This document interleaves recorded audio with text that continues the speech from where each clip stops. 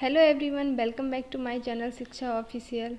हम लोग पढ़ रहे थे मध्य प्रदेश के इतिहास से संबंधित प्रश्न और पहली वीडियो मैंने इस पे लोड कर दी थी। और यदि आपने अभी तक वही वीडियो नहीं देखी है तो प्लीज़ आप लोग इस वीडियो के डिस्क्रिप्शन बॉक्स में आपको लिंक मिल जाएगी, तो आप वहाँ जाकर देख सकते हैं। आज हम लोग आगे के 20 प्रश्न पढ़ेंगे। तो चलिए शुरू करते हैं। आज का पहला सवाल है, शतपथ ब्राह्मण में मध्य प्रदेश को क्या कहा गया है? मतलब शतपथ ब्राह्मण में मध्य प्रदेश को किस नाम से बताया गया है? तो यहाँ पे ऑप्शन है, सबसे पहला है मध्य भारत, दूसरा है रेवोत्तर, तीसरा है दक्षिणापथ या चौथा है बी और सी दोनों। तो इनमें से क्या आंसर हो जाएगा? इसका राइट आंसर हो जाएगा option number D.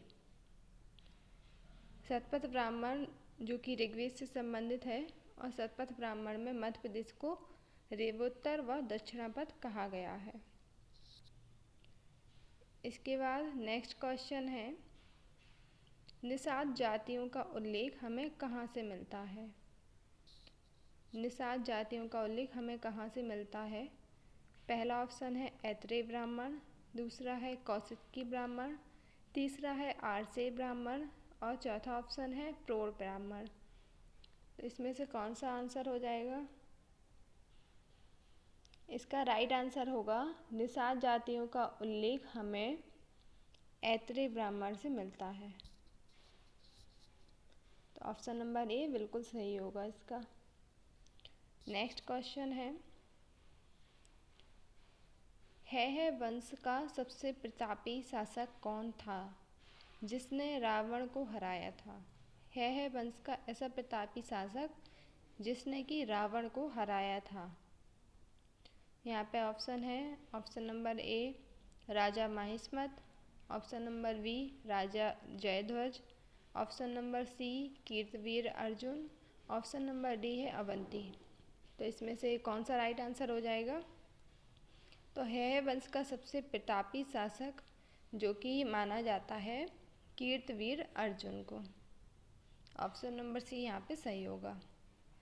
Next question है कि 16 महाजनपदों का उल्लेख हमें कहाँ से मिलता है? ऑप्शन नंबर ए है अंगुत्तर निकाय, ऑप्शन नंबर बी है भगवती सूत्र, ऑप्शन नंबर सी है शिल्पाधिकारम और ऑप्शन नंबर डी है ए और बी दोनों। तो यहाँ पे राइट आंसर हो जाएगा ऑप्शन नंबर डी, 16 महाजनपदों। यहाँ पे पूछा क्या है कि 16 महाजनपदों, जहाँ पर पूरे 16 महाजनपदों का उल्लेख हमें मिलता है वो है अंगुत्तर निकाय और भगवती सूत्र, दोनों से हमें मिलता है। और शिल्पाधिकारम जो कि तमिल से संबंधित पुस्तक है, और यहाँ पे 16 महाजनपद नहीं, यहाँ पे केवल 3 महाजनपदों के बारे में बताया गया है। और बौद्ध धर्म से संबंधित जो अंगुत्तर निकाय है इसमें 16 महाजनपदों का वर्णन है, और जैन धर्म की भगवती सूत्र से हमें 16 महाजनपदों का उल्लेख मिलता है। नेक्स्ट क्वेश्चन है, वह महाजनपद किस नदी पर बसा था जिसकी राजधानी सुक्तिमती या सोतिवती थी?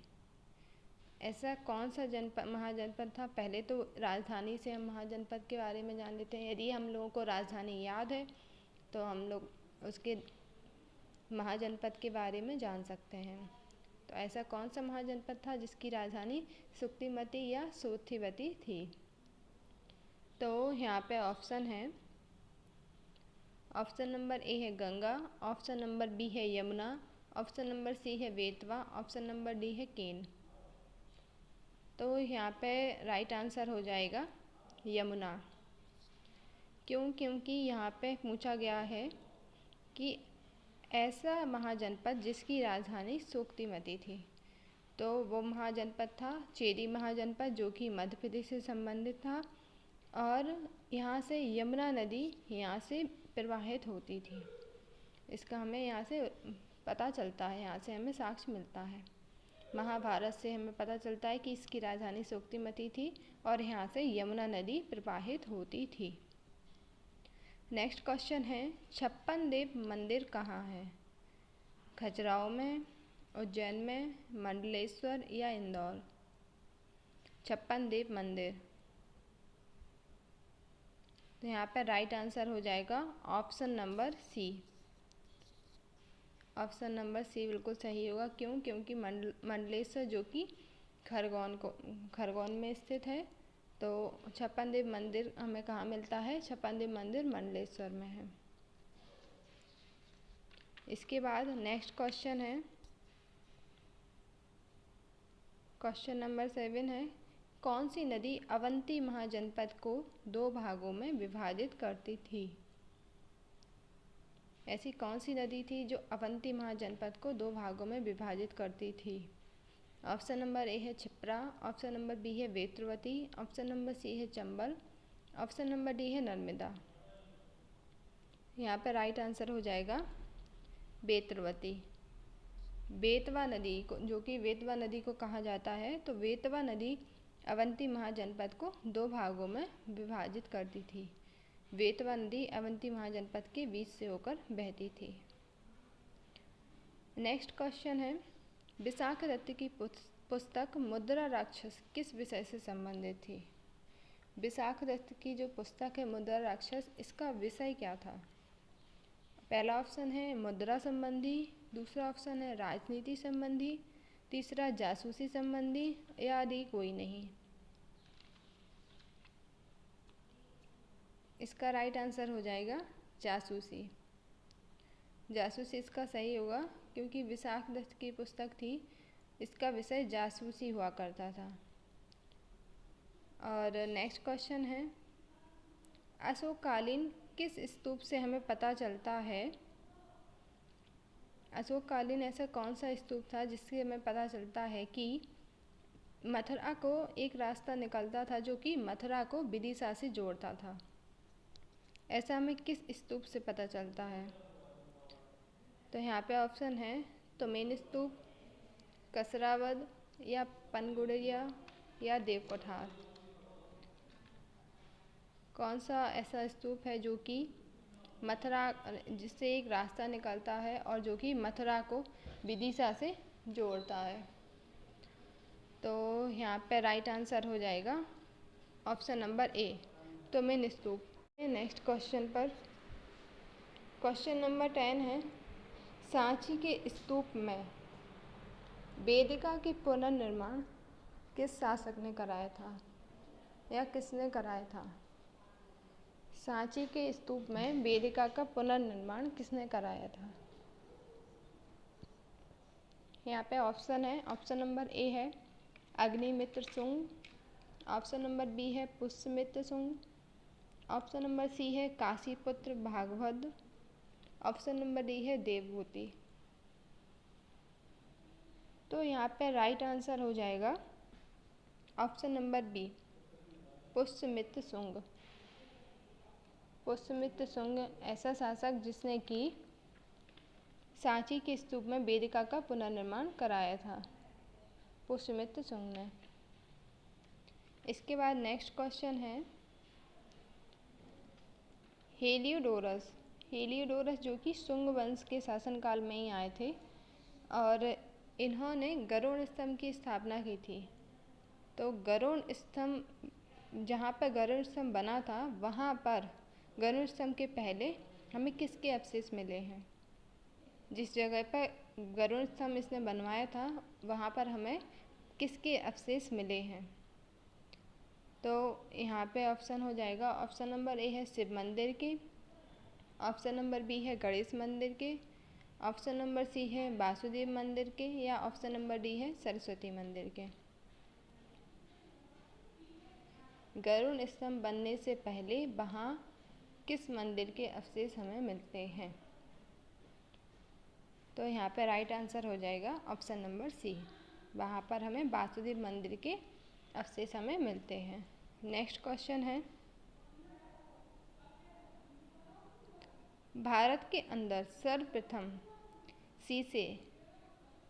सीसा जो कि जिसको लेड बोलते हैं, लेड के सिक्के हमें किस वंश के अंतर्गत मिले हैं? तो सर्वप्रथम लेड के सिक्के किस वंश के अंतर्गत हमें मिलते हैं? पहला ऑप्शन है शुंग वंश, दूसरा है सातवाहन वंश, तीसरा है मौर्य वंश या डी कुषाण वंश।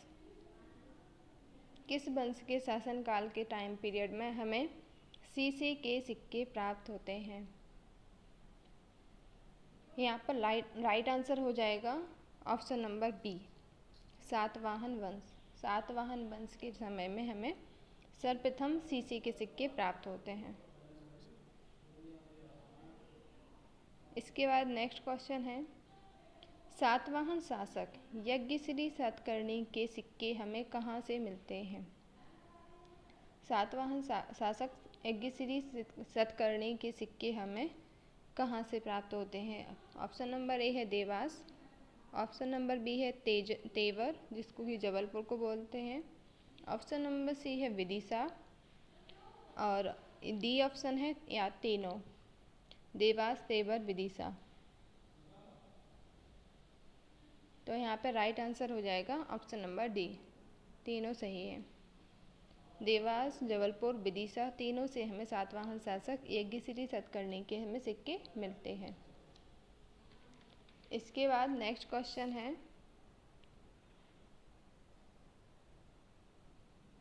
ब्राह्मणों को भूदान देने की प्रथा सर्वप्रथम किसने शुरू की?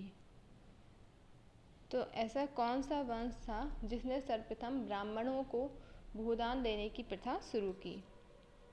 ऑप्शन नंबर ए है शुंग वंश, ऑप्शन नंबर बी है सातवाहन वंश, ऑप्शन नंबर सी है कुषाण वंश। यहाँ पर टाइपिंग एरर है, एक कुशवाहा नहीं एक कुषाण लिखा था, यहाँ पर कुषाण होगा।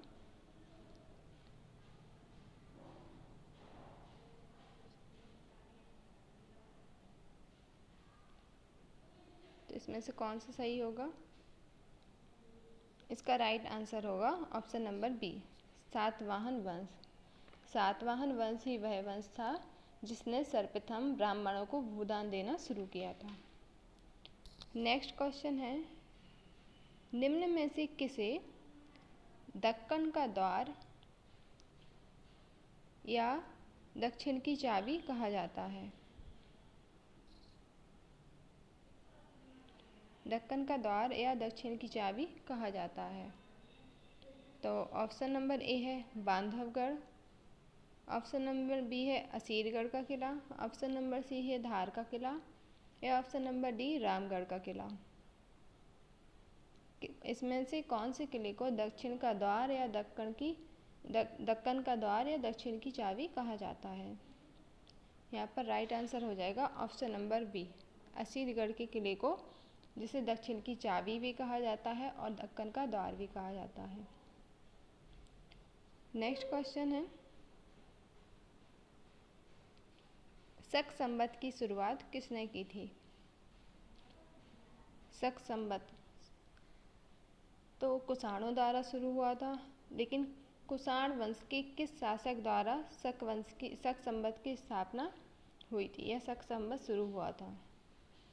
तो इसका right answer option number A है कुजुल कटफिशेस या option number B Vima Kadphises, option number C Kanishka, option number D Vasudeva. ये चारों कुषाण वंश के शासक हैं, इनमें से किस शासक ने शक संवत शुरू किया था?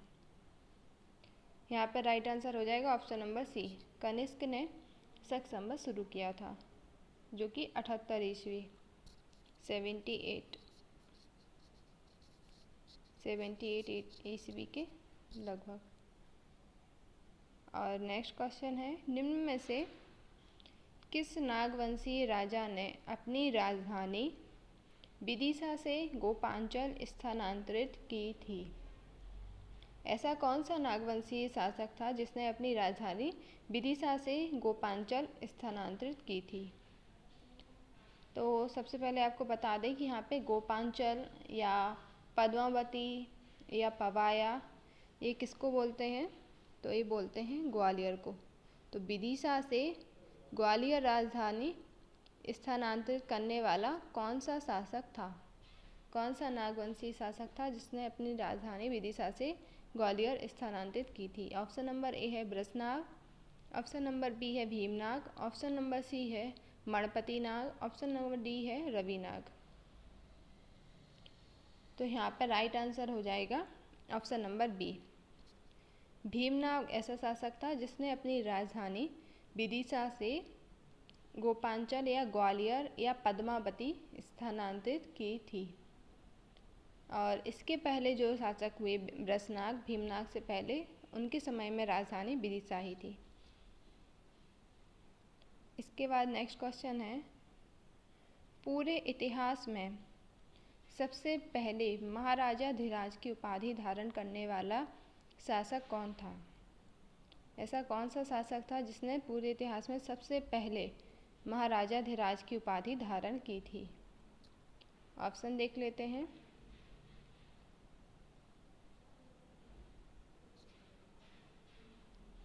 यहाँ पर सबसे पहला ऑप्शन है चंद्रगुप्त प्रथम, ऑप्शन नंबर बी है चंद्रगुप्त द्वितीय, ऑप्शन नंबर सी है समुद्रगुप्त, ऑप्शन नंबर डी है श्रीगुप्त। तो यहाँ पर राइट आंसर होगा चंद्रगुप्त प्रथम, जिसका टाइम पीरियड लगभग 319 से 335 ईस्वी के लगभग माना जाता है। 319 से 335 ईस्वी के समथिंग।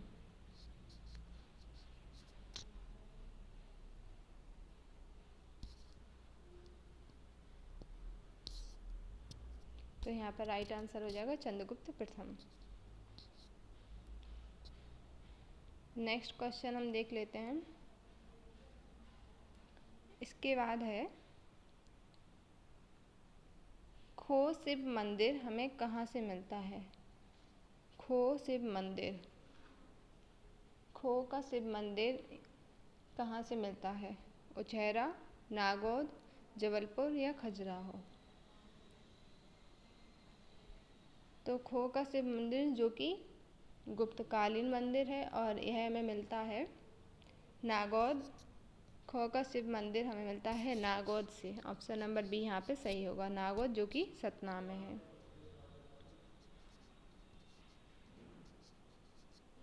और उचेहरा जो कि है, उचेहरा जो भी सतना से ही है, लेकिन उचेहरा ये भी सतना से ही है। नागौद भी सतना से है, लेकिन खो का शिव मंदिर हमें नागौद सतना से मिलता है। और उचेहरा से हमें मिलता है पिपरिया का विष्णु मंदिर। पिपरिया का विष्णु मंदिर वो मिलता है उचेहरा के सतना से। और जबलपुर से हमें मिलता है तिगवा का विष्णु मंदिर, तिगवा का विष्णु मंदिर। और नागौद से हमें एक और मंदिर मिलता है, वो भी शिव मंदिर है। एक खो शिव मंदिर है और दूसरा है भूमरा का शिव मंदिर, वो भी हमें नागौद सतना से मिलता है। आज का लास्ट क्वेश्चन देख लेते हैं। आज का लास्ट क्वेश्चन है, किस गुप्त शासक ने नागवंश और आज का लास्ट क्वेश्चन है, किस गुप्त शासक ने नागवंश और वाकाटका वंश के से वैवाहिक संबंध स्थापित किए थे? ऐसा कौन सा गुप्त शासक था जिसने नागवंश और वाकाटक वंश से वैवाहिक संबंध स्थापित किए थे? ऑप्शन नंबर ए है कुमारगुप्त, ऑप्शन नंबर बी है चंद्रगुप्त प्रथम, ऑप्शन नंबर सी है समुद्रगुप्त या ऑप्शन नंबर डी है देवमित्रम।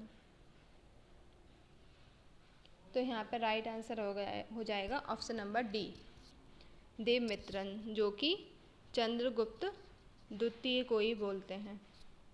चंद्रगुप्त द्वितीय को ही देवमित्रम बोलते हैं। और शकों को पराजित करने पर इसने एक और उपाधि धारण की थी, शकारी, या इन्हीं को बोलते हैं विक्रमादित्य, चंद्रगुप्त विक्रमादित्य। तो आज के हमारे 20 मोस्ट इम्पॉर्टेंट क्वेश्चन यहाँ पे समाप्त हो जाते हैं। और यदि आप लोगों को वीडियो अच्छी लगती है तो प्लीज़ लाइक कर दीजिए एंड चैनल को सब्सक्राइब कर दीजिए। Thank you for watching.